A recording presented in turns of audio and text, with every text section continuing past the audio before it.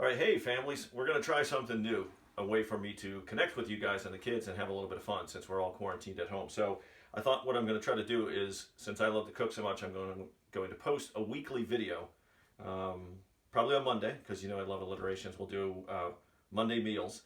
And what I'm going to start with today is something very simple called super simple granola. And of course you can buy it in the store, but it's more expensive, and you get the choice here to put whatever you want in it. So the version I'm going to use is pretty simple. There's going to be a link for the entire recipe in the description for the video, but ours is going to be based on just Quaker oats. And if you're going to get these, you have to make sure you're getting old-fashioned rolled oats. You don't want the instant oats because they're going to break down. They're a little bit processed differently. So you want old-fashioned oats. We're going to use brown sugar in ours, but you could use dark brown sugar. We're going to use light brown sugar. And the beauty of this recipe is really you can change it and add whatever you want because it's just granola. It's not like baking a cake where if you omit recipes, ingredients in the recipe, it's going to, the outcome's going to be different. You could tweak this however you want. You need some type of dried fruit. We're going to use Craisins. We love these, but you can use dried raisins. You can use apricots. You can use really anything. And if you don't like them, you could omit those and let it out. We need some veggie oil, a little bit of regular salt, just regular kosher salt, table salt, some honey. And a tip on honey, if your honey gets like mine and starts to crystallize like this, just throw it in the microwave for 10 or 15 seconds and it will become liquid again because it doesn't ever expire. There's a best by date, but honey does not ever expire. There is some nuts in it, so we're going to use sliced almonds. You can use any type you want. If you want to use walnuts, pecans, whatever choice is. And again, allergies, just simply omit these. We need some vanilla extract, which we're going to put in ours, and a little bit of ground cinnamon. Other than that, you could change it, like I said, however you want, but this one's pretty simple. So we're going to mix it up in some mixing bowls. You need some basic measuring devices, a cup, teaspoon, tablespoon, and a rim baking sheet. So I'll kind of show you the step-by-step of how to put this together. I'll show you what the finished product looks like, and trust me, I think you guys are going to want to make it because it ends up being a delicious treat. Okay, here we go. We're going to start mixing up the ingredients. We're going to do the dry ingredients first. We need 3 cups of those rolled oats. So get 3 cups. You don't need to be super precise. Just 3 cups in a mixing bowl. 3 cups of rolled oats. Then we're going to go with 3 tablespoons of light brown sugar. Again, get close. You don't need to be super precise. So there's 1. There's 2. And there's 3. After that, we're going with a half teaspoon of cinnamon. So I'm just using a whole teaspoon, measuring spoon, and I'm just going to fill it up halfway. And then the final ingredient is a 1/4 teaspoon of salt. So again, just using the whole teaspoon, just filling it up 1/4 of the way. Okay, so we got the dry in there. We're going to eventually mix it up. I'm going to use a silicone spatula because it won't stick. And now I'm going to mix up the wet ingredients. So again, a little tip here. We're going to need 1/4 of a cup of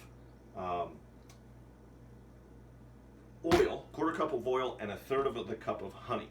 So what I'm going to do is I'm going to put the oil in my measuring cup first, fill it up 1/4 of the way, and then if you put the honey in after this, the honey won't stick. It'll come right out. Not right out, but it comes out much easier. So 1/4 cup of oil goes in, and that's just going to help the granola kind of crisp up when it's in the oven. And now we need 1/3 of a cup of honey.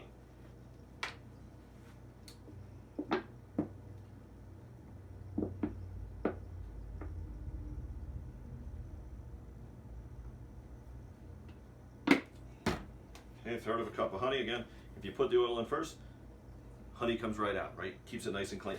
And then what we need is a teaspoon, 1 teaspoon of vanilla extract.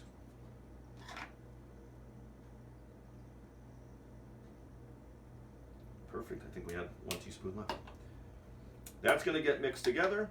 I'm going to dump it in with the dry ingredients, get everything mixed together, put it on the baking sheet, and I'll show you that in a second.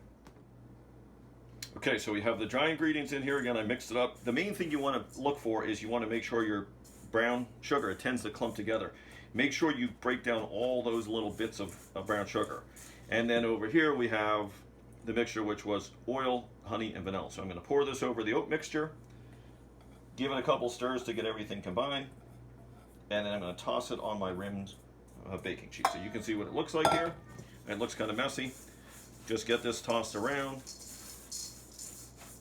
You don't have to get crazy with it, because as the honey heats up and the sugar heats up, it will start to melt, and then the oil starts to help everything get, kind of come together, almost like it, helps to bake the oats in the oven. So you want to give it a couple stirs here, get it mixed up so that there just aren't big clumps of oil and honey and oats stuck together. And then you're going to spread it out on a rimmed baking sheet. So this is a rimmed baking sheet, just so it has a rim here. It doesn't need to be this type, any one you have. So I'm going to spread this out on the baking sheet.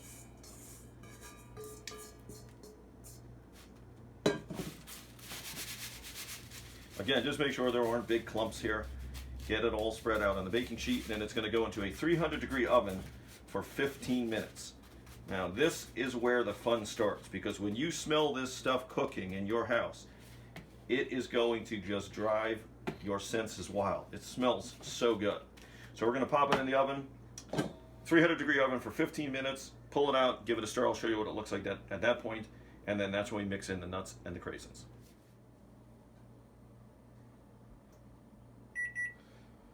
Okay, it is time.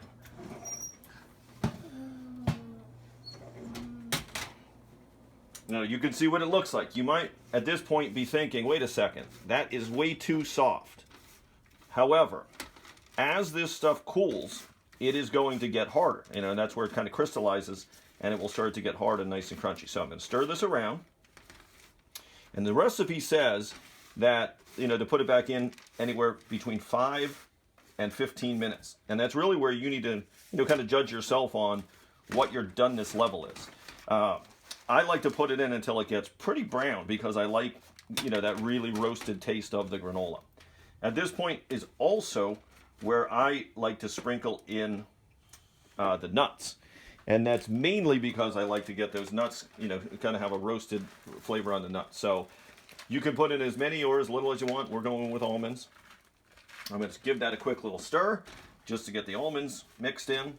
And then I'm going to pop it back in the oven and check it every 5 minutes until it's at the point where I want it to be. I'll update you in a few moments. Okay, showtime. Showtime. Now, it has been in for 2 more sections, 2 more segments of 5 minutes each. You can see the color on it has definitely darkened up. I'm going to stir in my craisins at this point. And there's a couple little almonds that were left over. I'm mixing those in as well. Again, you may look at this initially and think that it looks too soft. But trust me, as this cools, it starts to crystallize.